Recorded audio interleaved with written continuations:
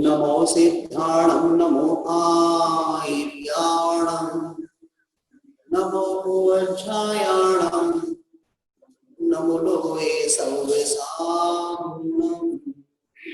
पंच परमेश्वरी भगवान की आचार्य भगवंते गुरुवर श्री विद्यासागर जी महाराज की, पूज्य मुनि श्री निर्दोष सागर जी महाराज की, पूज्य मुनि श्री निर्लोक सागर जी महाराज की, तीन कम नौ करोड़ महामुनिराजों की, गणेश प्रसाद जी वर्णी जी महाराज की, जिनेन्द्र प्रसाद जी वर्णी जी महाराज की। धर्म स्नेही बंधुओं, अपन लोग पिछले 2 दिनों से प्रतिक्रमण, श्रावक प्रतिक्रमण, इस श्रावक प्रतिक्रमण का हम लोग स्वाध्याय कर रहे हैं। इसके अर्थ को अपन लोग यहाँ पर सुन रहे हैं। आप सभी लोग बड़े उत्साह के साथ सुन रहे हैं। मुझे बड़ी खुशी है कि आप लोग बहुत ही अच्छे ढंग से उसको सुन समझ रहे हैं। कल हम लोगों ने यहाँ पर अपने अतिचारों की शुद्धि के लिए आलोचना करने हेतु सिद्ध भक्ति का हमने कायोत्सर्ग किया था। कायोत्सर्ग तो नहीं करना, संकल्प किया था। फिर चत्तारी दंडक, जिसको हम सामयिक दंडक भी कहते हैं, उसको जाना। और फिर प्रति कर्म के लिए हमने 2.5 दीप में विराजमान ऐसे 15 कर्म भूमियों में जितने भी अरिहंत आदि परमात्मा, उन सभी के नमस्कार किया था। और फिर हमने यहाँ पर ये भी संकल्प किया कि जितने काल में मैं सामयिक काल पर्यंत सारे सावत्य का मैं त्याग करता हूँ, मेरे द्वारा जीवन पर्यंत जो भी सावत्य हुआ उसकी मैं कृतकार्य अनुमोदना से त्याग करता हूँ। इस प्रकार से हमने कल यहाँ पर पढ़ा था। और साथ में यहाँ पर कायोत्सर्ग करने के बाद में फिर चतुर्विंशति स्तव अर्थात 24 तीर्थंकर भगवान की स्तुति की थी, जिसमें यहाँ पर तो स्वामी हम जिनवरे इस पद्य से लेकर के 6 नंबर तक के पद्य तक अपन लोगों ने यहाँ पर पढ़ लिया था। 24 तीर्थंकर भगवंत की यहाँ पर नमस्कार किया। और फिर इस प्रकार से एवं में अभित्वा हुए रमला पहिन जलवलना, इस पद्य को पढ़ते हुए हम लोगों ने यहाँ पर स्तुति की हुई जो 24 तीर्थंकर भगवान हैं, जिनेन्द्र हैं, वे कर्म रूपी मल से रहित है, जन्म जरा मरण से रहित है। ऐसे तिथेरा में पसीयंतु, वे तीर्थंकर मुझ पर पसीयंतु, मुझ पर प्रसन्न हो, ऐसी वह प्रतिक्रमण करता भक्त भगवान से प्रार्थना करता है। यहाँ तक कल हम लोगों ने जाना, सुना, समझा था। अब हम आगे चलते हैं। 7वें नंबर का जो छंद है, इसके अपन अर्थ को यहाँ पर समझते हैं। वंदे महियाए लोकोत्तमा जिना सिद्धा आरोग्य समाहिम च मे बोधिम। अब यहाँ पे कहते हैं कित्य न कीर्तन, वंदीय वंदन, महिया मही महापूजायाम, पूजन के अर्थ में है। ऐसे मही यानी पूजन। कहते कित्ती वंदी मही एदे, कहते ये जो मेरे द्वारा कीर्तन है, वंदन है, वंदन है, पूजन है, ये किया गया। तो किए गए ये जो कहते हैं, ये जो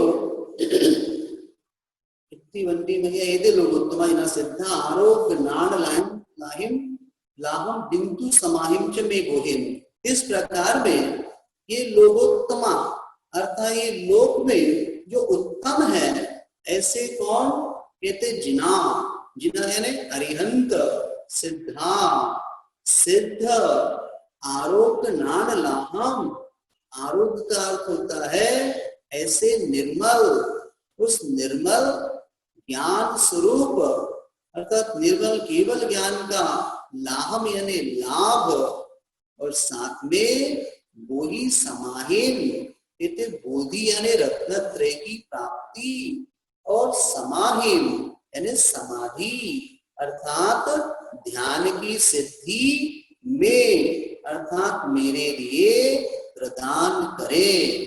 कौन कह रहा है? भगवान से यहाँ प्रार्थना कर रहे हैं कि वे हमारे लिए, मैं क्या करता हूँ, इस प्रकार में कीर्तन है, वंदन है, पूजन आदि किए गए जो लोक में उत्तम ऐसे अरिहंत सिद्धा, ऐसे सिद्ध और आरोग्य ऐसे परमेष्ठी मुझे क्या करे, वे यानी मेरे लिए ऐसे आरोग्य निर्मल, आरोग्य रोग से जो रहित होता है उसको निरोग कहते हैं। यहाँ पे आरोग्य का अर्थ निर्मल, ऐसे निर्मल केवल ज्ञान का लाहम लाभ और बोधि रत्नत्रय की प्राप्ति और समाहिम और समाधि मुझे प्रदान करे। ये यहाँ पर 7वें नंबर के छंद में कहा। फिर कहते चंदे निम्मलयरा संता सायरमिव गंभीरा सिद्धा सिद्धिम मम दिसंतो। कहते हैं कि चंदेहिम निम्मलयरा, चंदेह चंद्रमा, ऐसे चंद्रमा के समान निम्मलयरा जो कैसे है, निर्मल है। और आइचेहिम, आइचेहिम का होगा आदित्य, आदित्य यानी सूर्य, ऐसे सूर्य की से भी अहि यानी अधिक पयासंता अर्थात प्रकाशमान है। कैसे है? चंद्रमा के समान निर्मल, सूर्य से भी अहि यानी अधिक प्रकाशमान, और सायर व्यू गंभीरा, और सायर यानी सागर समुद्र, ऐसे समुद्र के समान गंभीरा और गंभीर, ऐसे सिद्धा, ऐसे वे सिद्ध परमेष्ठी मम यानी मेरे लिए सिद्धिम दिसंतो, मेरे लिए सिद्धि को प्रदान करे। ये यहाँ पर इस 8वें नंबर के इस श्लोक का अर्थ हुआ। इस प्रकार 24 तीर्थंकरों की स्तुति यहाँ तक समाप्त होती है।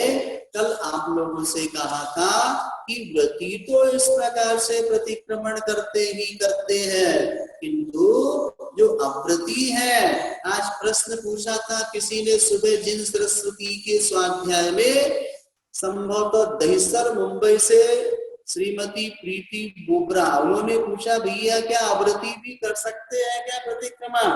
हमने कहा नियम तो व्रतियों का है प्रतिक्रमण करने का, अव्रती तो आलोचना आदि पढ़ सकते हैं, किंतु यदि वो करता है तो उतनी देर के लिए उनके पापों का आना रुक जाएगा, उतनी देर के लिए वो पुण्य का लाभ उसके लिए मिलेगा, उतनी देर के लिए उसको और भी विशुद्धि की उपलब्धि उसके लिए होगी।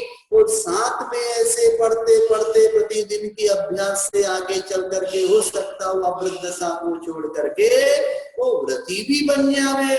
इसलिए पढ़ने में कोई हानि नहीं है, पढ़ सकते हैं, पढ़ने से लाभ भी होगा, ऐसा समझना।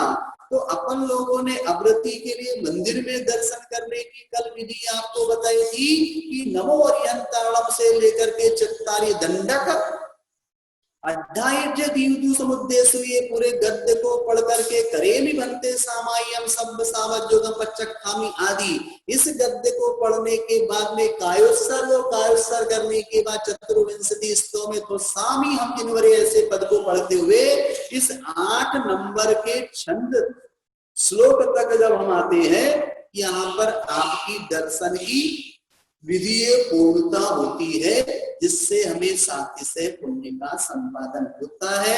जब भी मंदिर में जाएं इसको हम अवश्य पढ़े, ये पढ़ने की एक विधि कही गई है, ऐसा समझना। आगे चलते हैं। श्रीमते वर्धमानाय नमो नमित विद्वेषे यज्ञानांतर्गतम भूत्वा त्रैलोक्यम गोष्पदायते। अब यहाँ पे कहते हैं कि श्रीमते वर्धमानाय नमो निमित विद्वेषे यस ज्ञान अंतर्गतम, यस यानी जिनके ज्ञान अंतर्गतम, जिनके ज्ञान में, कहते त्रैलोक्यम, 3 लोक के सारे के सारे जितने भी पदार्थ हैं वे कहते हैं गोष्पद। गो यानी होता है गाय, उस गाय का पद यानी गोखुर, ऐसे उस गोष्पद यानी गोखुर यानी गाय के खुर के समान क्या होते हैं, कहते वह अंतर्गत अर्थात स्पष्ट रूप से झलकते हैं। और कहते हैं कि जिनके चरणों में उपसर्ग करने वाले जो भी शत्रु आदि होते हैं उन शत्रुओं का सर क्या हुआ है, नमित विद्वेषे। विद्वेषे का अर्थ होता है जो आपसे विद्वेष रखने वाले हैं, ऐसे कान, ऐसे शत्रु वर्ग। वो शत्रु वर्ग भी क्या होते हैं, यदि आपके चरणों में उन्होंने सर झुका दिया है। और ऐसे श्रीमते वर्धमानाय नमो, ऐसे बाह्य समोसा लक्ष्मी, श्रीमती, श्री यानी लक्ष्मी, लक्ष्मी के जो पति है वो श्रीमते, ऐसे बाह्य समोसन आदि जो लक्ष्मी बाह्य लक्ष्मी होगी। और अंतरंग में अनंत ज्ञान, अनंत दर्शन, अनंत सुख, अनंत वीर आदि ये अनंत चतुष्टय रूपी लक्ष्मी के क्या है वे धारक। ऐसे श्री वर्धमानाय, ऐसे वर्धमान के लिए नमो, मैं नमस्कार करता हूँ। ये इस छंद का अर्थ अपने लिए यहाँ पर हुआ। अब उसके उपरांत लघु सिद्ध भक्ति पढ़ते हैं। तव सिद्धे न सिद्धे संयम सिद्धे चरित्र सिद्धि नानम्मितं सनम्य सिद्धे सिरसा नमस्सामि। अब यहाँ पे कहते हैं तब तव सिद्धे, तप से सिद्ध, नय सिद्धे, नय से सिद्ध, संयम सिद्धे, संयम से सिद्ध, चरित्र सिद्धि, चरित्र सिद्ध। अब संयम और चरित्र तो एक ही बात होगी। कोई प्रश्न कर सकता है कि संयम भी देखा जाए और चारित्र भी तो एक ही प्रकार की बात होगी ना। संयम और चारित्र में कौन सा अंतर पड़ गया? अपन अंतर डाल लो। क्या अंतर डाल लो? विद्वेषे। विद्वेषे का अर्थ पूछ रहे हैं आप मुझे। यहाँ पर आया विद्वेषे का अर्थ है शत्रु, जिनके चरणों में उपसर्ग करने वाले शत्रु भी नमित अर्थात सर झुका करके नमस्कार करते हैं। विद्वेष यानी शत्रु। चर्चा करें संयम और चारित्र छंद में, तो संयम होता बहिरंग और चारित्र होता अंतरंगी विशुद्धि, अंतरंग का परिणाम, उसको चारित्र कहते हैं। इस प्रकार से समझना। तो संयम से सिद्ध है, चरित्र से सिद्ध है, नानम्य ज्ञान और दर्शन, ऐसे ज्ञान दर्शन से जो सिद्ध है, ऐसे सिद्ध पद को जिन्होंने प्राप्त हुए हैं, ऐसे कहते सिरसा नमस्सामि सिद्धे। ऐसे सभी सिद्धों को, उन परमात्माओं को मैं सिरसा, सिर झुका करके नमस्कार मेरा हो, ये यहाँ पर कहा गया। अब अंजलिका में सिद्ध भक्ति की अंजलिका है। इच्छामि भन्ते, हे भगवान मैं इच्छा करता हूँ। सिद्ध भक्ति काउ सद्गो कहो, मैंने सिद्ध भक्ति का कायोत्सर्ग किया। कौ यानी किया, किसका कायोत्सर्ग? सिद्ध भक्ति का। कायोत्सर्ग यानी कायोत्सर्ग, मैंने सिद्ध भक्ति का कायोत्सर्गो कायोत्सर्ग किया। तस् आलोचेयो, उसकी आलोचना करने की इच्छा में मैं क्या करता हूँ? इच्छा करता हूँ। सम्मनान सम्यक ज्ञान, सम्म दर्शन, सम्यक दर्शन, सम्म चरित्र युक्तानाम, सम्यक चारित्र से युक्त 8 कम विप्रमुक्तानाम, 8 विध यानी 8 प्रकार के कम कर्म से विप्रमुक्त अर्थात कर्मों से रहित ऐसे सिद्धानाम, ऐसे 8 कर्मों से रहित है और 8 गुण संपन्नानाम, सम्यक दर्शन सम्यक आदि जो 8 गुण है ऐसे 8 गुण से जो संपन्न है अर्थात सहित है, ऊर्ध्वलोए और ऊर्ध्वलोक के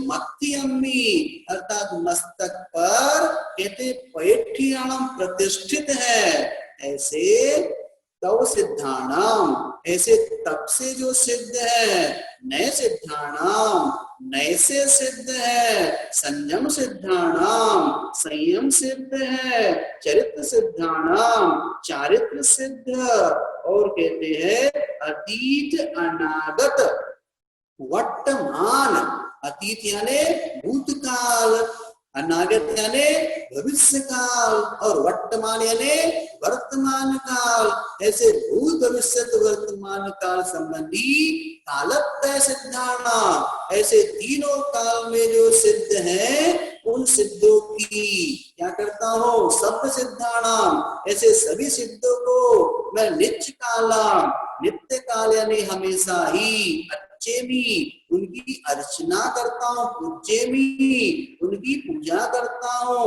वंदामी मैं उनको वंदामी वंदन करता हूँ, नमस्सामी नमस्कार करता हूँ। कहते हैं मच्छम मेरे दुखों का क्षय हो, कम्मक हो कर्मों का क्षय हो, भूरी लाओ भूरी की प्राप्ति हो, सुवेगमनम अर्थात सुगति में मेरा गमन हो, समाधि मरणम समाधि मरण की प्राप्ति हो, और जिन गुण संपत्ति मुझे जिनेन्द्र गुणों की संपत्ति की प्राप्ति हो। ये अंचलिका में इसका अर्थ अपन लोगों ने समझा। अब उसके उपरांत कहते इच्छामि भन्ते, हे भगवान मैं इच्छा करता हूं देवसियम दैवसिक, जिस समय आप शाम को कर रहे हैं तो दैवसिक बोले, यदि सुबह सुबह प्रतिक्रमण कर रहे हैं तो रात्रि प्रतिक्रमण राई आप बोले, तो मैं इस प्रकार देवसियम दैवसिक संबंधी अथवा राई रात्रिक संबंधी आलोचनो उन दोषों की आलोचना करने की इच्छा करता हूँ। कौन इच्छा करता है? जिसको दोष लगा वो इच्छा करता है। किसको दोष लगा? श्रावक को दोष लगता। कैसे दोष लगे? उसके उठने बैठने खाने पीने बोलने चलने आदि आदि में जो उसके 24 घंटे के दिन जीवन व्यवहार में होते हैं, उसके माध्यम से पाप की क्रियाएं उनकी वो आलोचना करता है। इसलिए कहता है कि हे भगवान मैं देव से अथवा रात्रिक संबंधी दोषों की आलोचना करने की मैं इच्छा करता हूँ। अब यहाँ पर प्रतिमाओं के नाम दिए जा रहे। दर्शन प्रतिमा, पहली दर्शन प्रतिमा पंचुंबर सहियायम सत्तविवसनाय जो विभाज्ये सम्मत विशुद्धमयी सो दंसन साव ओ भणियो। कहते हैं पंचुंबर 5 उदंबर फल होते सभी जानते, बड़ पीपल कटुमर पाकर उमर, इससे सही आयन अर्थात इन 5 उदंबर फलों से सहित सत्तविवसनायन 7 प्रकार के वसनायन यानी व्यसन, 7 प्रकार के व्यसन सभी जानते हैं। जुआ आदि जो है 7 प्रकार के वसनों में ये आ जाते हैं। कहते ऐसे 7 प्रकार के वसन जो विभज्यी, ऐसे 5 उदंबर फल और 7 प्रकार के व्यसनों का जो त्यागी है, विभज्य ने विवर्जित इनसे रहित जो है वो कैसा? सम्मत विशुद्ध मई सो, और सम्यक से विशुद्ध हो गई है मई यानी मति जिनकी, ऐसा सो यानी वह। कहते दंसन सावो भणियो, उसको पहला दर्शन प्रतिमा का धारिक सावो यानी श्रावक फणियो अर्थात कहा गया है, कहलाता है।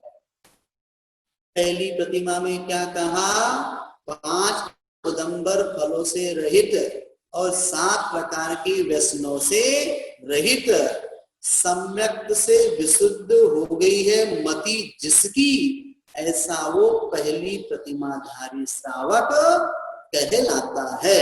ये यहाँ पर पहली प्रतिमा का स्वरूप कहा। अब उसके उपरांत कहते हैं दूसरी प्रतिमा। प्रतिमा के विषय में कहते हैं पंचे अणुव्ययीं गुणव्ययीं भवन्तितः तिन्नी शिक्षाव्ययी चत्तारि ज्ञानं विद्यं मिठाणं कहते हैं पंचे अणुव्ययीं 5 अणुव्रत, और फिर कहते तिन्नी ता उसी प्रकार था, यानी उसी प्रकार तिन्नी गुणव्ययीं 3 प्रकार के गुणव्रत, और चत्तारी शिक्षाव्ययीं 4 शिक्षाव्रत कहते हैं इनको जो पालन करने वाला है, ऐसा विधियम्मी ठाण्यम्मी ज्ञान, इसको द्वितीय स्थान, विधि यानी होता है दूसरा, ठाण यानी स्थान, ऐसा दूसरा स्थान वाला वो व्रत प्रतिमा वाला ज्ञान, अर्थात ये दूसरी प्रतिमा को जानो क्या कहलाता है। ये दूसरी प्रतिमा का स्वरूप कह दिया, 12 व्रत इसमें हो जाते हैं। फिर तीसरी प्रतिमा के लिए कहते हैं सामायिक प्रतिमा के विषय में कहते हैं जिन्वयन धम्म चेय परमेट्टी जिन्यालयान ने चंपी जब मंडलम तियालम ईरे सामायम तमको, कहते हैं जिन्वयन धम्म चेय, जिन वचन, जिनेन्द्र प्रभु के वचन, अभी पढ़ नहीं पाया, किसी ने कुछ चेट भेजा था मुझे, फिर से भेजे। जिन वयन, जिन वचन, द्वितीय कहां से लिया, बहुत अच्छा, ये दूसरे नंबर के विधि अम्मी, विधि यानी तो 2, विधि यानी 2 होता है। जैसे अपन जीव कांड आदि ग्रंथों को पढ़ते हैं तो आचार्य नेमिचंद जी सिद्धांत चक्रवर्ती जी ने वहां पर इंद्रिय, 1 इंद्रिय, 2 इंद्रिय, 3 इंद्रिय ऐसे जीवों का वर्णन किया। अब एक ही गाथा में कहना है तो बी ती च प ऐसा लिख दिया, बी यानी 2 इंद्रिय, ती यानी 3 इंद्रिय, च यानी 4 इंद्रिय, प पण भी या प भी लिख सकते, प से पंचेंद्रिय। इस प्रकार से एक देश से सर्व देश का अर्थ ग्रहण कर लिया जाता है। वहां पर, कहां पर, आपके जीवकांड आदि ग्रंथों में एक देश से सर्व देश को जान लिया। उसी पर यहाँ पे विधि अम्मी अर्थात दूसरे गुण स्थानों का, दूसरी प्रतिमा वाला ऐसा ठानम्मी ज्ञान। फिर यहाँ पे कह रहे हैं जिन वचन धम्म चेयी, फिर कहते जिन धर्म, जिन को सबके साथ लगाना, जिन वयन, जिन धम्म, जिन धर्म, फिर जिन चेयी, जिन चैत्य, फिर कहते हैं परमेष्ठी, ऐसे 5 परमेष्ठी ले लो। कौन कौन से होगा परमेष्ठी, अरहंत, सिद्ध, आचार्य, उपाध्याय और साधु, ये हो गए आपकी 5 परमेष्ठी। और साथ में जिन्यालयाण कहते, जिनालय कहते, साथ में जिन चैत्यालय, और कहते इन 9 देवताओं की क्या करते हैं, निचंपी अर्थात नित्य प्रतिदिन कहते 3 आलम, तीनों ही आलम यानी कालों में जम वंदनाम, जो वंदना करना है कहते ताम वह खू यानी निश्चय से सामायम कीरई, वो सामायिक प्रतिमाधारी ऐसा वो कहलाता है। ये तीसरी प्रतिमा का स्वरूप यहाँ पर कहा है, अर्थात तीनों ही कालों में सामायिक करते ना तीसरे प्रतिमाधारी, सुबह दोपहर और शाम में। तो किसको वहां पर करते हैं, प्रतिदिन उन 9 देवताओं के लिए नमोस्तु करते हैं। कल भी शाम को सामायिक के समय आपको विधि बताई थी, दिग्विधि गंतरतः केवली जिन सिद्ध साधुगण देवा ये सर्वर्धि रिद्धि समृद्धा योगी सुराम स्थानहाम वंदे। ये पद अपन ने पढ़ा प्राग दिशा के लिए, कि दक्षिण पश्चिम उत्तर से चारों दिशाओं में हमने आवर्त प्रणाम और शिरोन्नति करते हुए वहां सामायिक की विधि को रात में समझा था। उसी प्रकार ये तीसरी प्रतिमाधारी की चर्चा यहाँ पर हुई। अब आगे चलते हैं। प्रोसद प्रतिमा, चौथी प्रतिमा के विषय में कहते परिभाषा बनाते हैं, उत्तम मज्ज जहन्नम तिबिहम पोसाविहान वो दिव्यम सग सत्ये मा सम्मी चौसु पब्बे सुखायपम। कहते हैं उत्तम, मध्यम यानी मध्यम, जहन्नम जघन्य, ऐसे तिबिहाम ऐसे तीन प्रकार से, विहान मुद्दिठाम ऐसे प्रोसद का विहान यानी विधान, मुद्दिठा उद्दिठा मैंने कहा गया है। तीन प्रकार से प्रोसद का विधान किया गया है। करते हैं बहुत से लोग। किस प्रकार करते हैं? तीन प्रकार से प्रोसद। तो कहते हैं उत्तम प्रोसदोपवास तो वह है कि सप्तमी को एकासान, नवमी को एकासान और अष्टमी को पूरा निर्जल उपवास। ये हो जाती आपकी 4 भुक्ति का त्याग। सप्तमी को 1 भुक्ति का त्याग हुआ, नवमी को 1 भुक्ति का त्याग हुआ 2, और अष्टमी की 2 भुक्ति होगी सुबह शाम की। ऐसी 4 भुक्ति का त्याग होना ये कहलाता उत्तम प्रोसद। फिर मध्यम प्रोसद क्या है? तो मध्यम प्रोसद वो कहलाता है, जैसे मान लीजिए मात्र अष्टमी को आपने उपवास किया, सप्तमी को 2 बार लिया, नवमी को भी 2 बार लिया, मात्र अष्टमी को सिर्फ 2 भुक्ति का त्याग किया, निर्जल उपवास किया, ये कहलाता है मध्यम प्रोसद।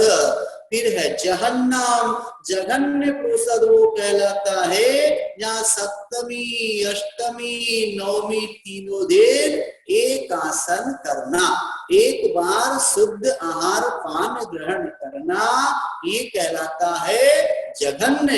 इस प्रकार से 3 प्रकार की प्रोसद का विधान उद्दिष्टम कहा गया है। सद शक्ति एमा सम्मी कहते हैं, सद यानी अपने स्वयं की, शक्ति यानी शक्ति के अनुसार, एमा सम्मी एक आसम्मी यानी एक माह सम्मी, अर्थात 1 माह में 24 पब्बेसो 4 पर्व होते हैं। उन 4 पर्वों में कायकम यथा संभव हमको करना चाहिए। 1 महीने में कितनी अष्टमी आएगी? 2। 1 महीने में कितनी चतुर्दशी आएगी? 2। तो 2 अष्टमी और 2 चतुर्दशी, ऐसे कितनी होगी? 24 पब्बेसु 4 पर्व आ गए। इन 4 पर्वों में सद शक्ति अपनी स्वयं की शक्ति के अनुसार यदि आप उत्तम प्रोसद करना चाहते हैं, शक्ति है आपकी शरीर की, उत्तम प्रोसद कर लीजिए, सप्तमी नवमी एकादश अष्टमी को उपवास। यदि आपकी शक्ति नहीं है उत्तम करने की, मध्यम कर लीजिए, अर्थात सप्तमी अष्टमी को 2 बार भोजन हो गया और सप्तमी नवमी को 2 बार भोजन हो गया और अष्टमी को पूरा उपवास निर्जल। ये मध्यम की क्षमता हो मध्यम कीजिए, और नहीं तो आपको जघन्य करना है, जिसमें सप्तमी अष्टमी और नवमी 3 दिन एकादशी। चौथी प्रतिमा प्रोसद प्रतिमा है।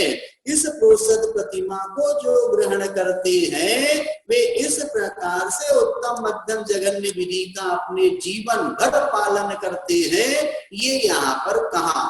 फिर उसके उपरांत 5वीं प्रतिमा के स्वरूप को कहते हैं जम्बज्ज जदि हरिदम तय पट्ट पवाल कंद फालविया अपसुगम च सलीलम सचित्तन विद्यमाम।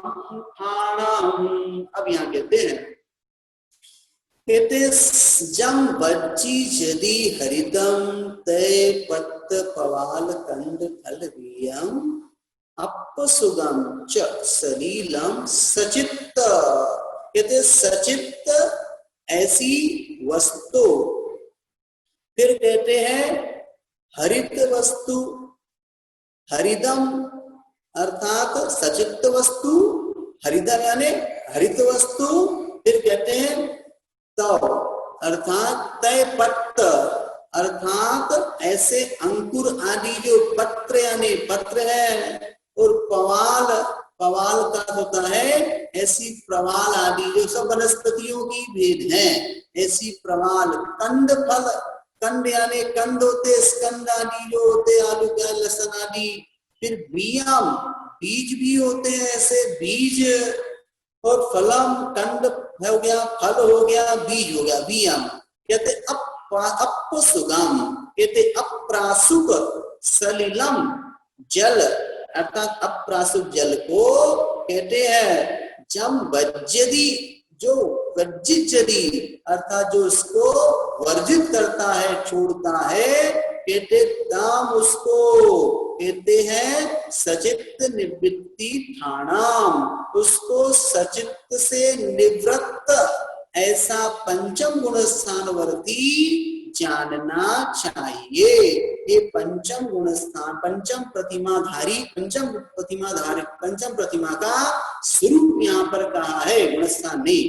कहते हैं कि जो इस प्रकार से सचित्त वस्तुओं को नहीं ग्रहण करता, ना हरे अंकुरों को ग्रहण करता, ना पत्रों को लेता, ना प्रवाल आदि जो होते कोपल, प्रवाल ने कोपल उनको भी ग्रहण नहीं करता, कंद आदि जो होते हैं उनको नहीं लेता, ऐसे फल सचित्त नहीं खाता है, बीज आदि को नहीं लेता है, कैसे अपसुगा अप्रासुक जल को भी ग्रहण नहीं करता। पीने खाने की बात है, नहाने धोने की नहीं तो आप बोलो भैया सचित्त त्याग प्रतिमा है तो अब नहाने धोने में, कपड़े धोने में भी सचित्त पानी लेगा, अजित पानी लेगा, तो वहां पे उसकी बात नहीं है। यहाँ पर खान पान की बात है, भोजन पान की बात है।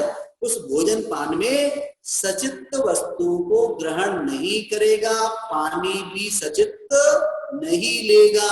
अब मान लो सम्मेद शिखर की यात्रा पर गया है, चलते चलते ब्लड प्रेशर डाउन हो गया है, और उसका नियम था भैया एक बार भी पानी ले लूंगा, तो मान लीजिए वहां पर झरना मिल गया, तो झरने पर पानी पीना है तो पानी तो मिल जाएगा, गर्म कहाँ से करेगा, तो गर्म करने की विधि भी साथ लेकर के चलेगा।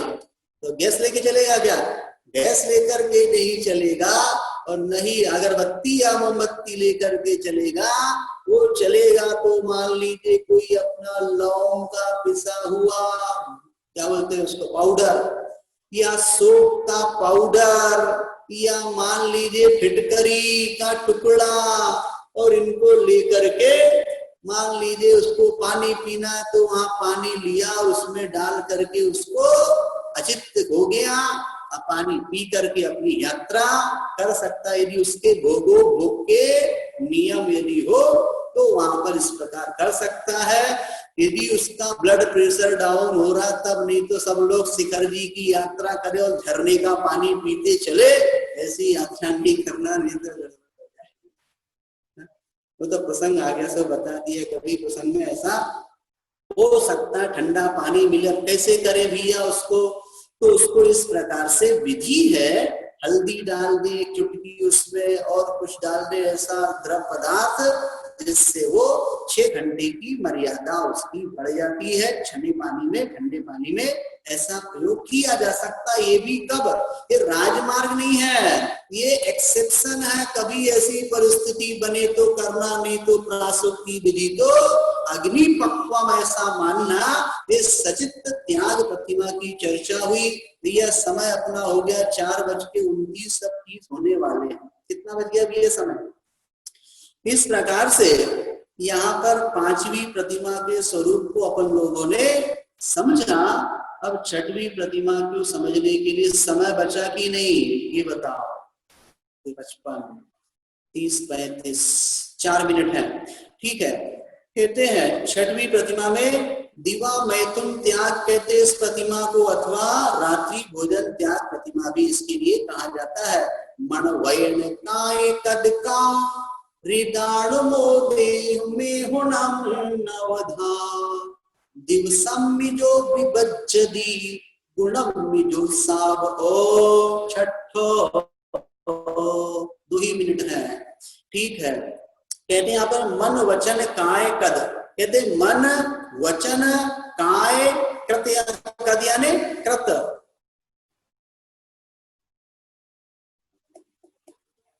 झरने का पानी छानना पड़ता है क्या? अब भैया छन्ना हो तो छान लो, छानना क्या हो तो वैसी वहां पर प्रासूप होता है, ऊपर से टकरा करके पानी गिर रहा है तो उसको छानने की दरकार नहीं है, किंतु फिर भी अपन व्रती है कपड़े से उसको सामान्य से छान लो, छान के कुछ हाथ में आने वाला नहीं है जीव जंतु, तो वैसे ही प्रासूप है। फिर भी उसमें मट्टी कचरा यदि मान लो कुछ उसमें हो तत्संबंधी अशुद्धि निकल सकती है। कहने का मन वचन काय कृत कारित और मनुदेहिम अनुमोदना से, कहते नवधा, इन 3 का 3 से गुणा कर दो तो नवधा यानी 9 कोटि पूर्वक, कहते हैं मेहुणम मैथुन उसका दिवसम भी, कहते दिन में जो विभज्जति जो त्याग करना है सो वह, कहते हैं छठो गुणमी सावडो, वह छठवा प्रतिमाधारी गुणधारी ऐसा श्रावक कहलाता है। तो समय अपना हो गया, आप लोग अटेंडेंस लगाना। हमने प्रतिक्रमण की क्लास अटेंड की, नाम हिंदी में, मोबाइल नंबर और अपना गांव का नाम। शाम को सामायिक की क्लास अपनी यथा समय चलेगी। सभी के लिए जय जय 9 बार नमोकार मंत्र पढ़ करके स्थापना आप लोग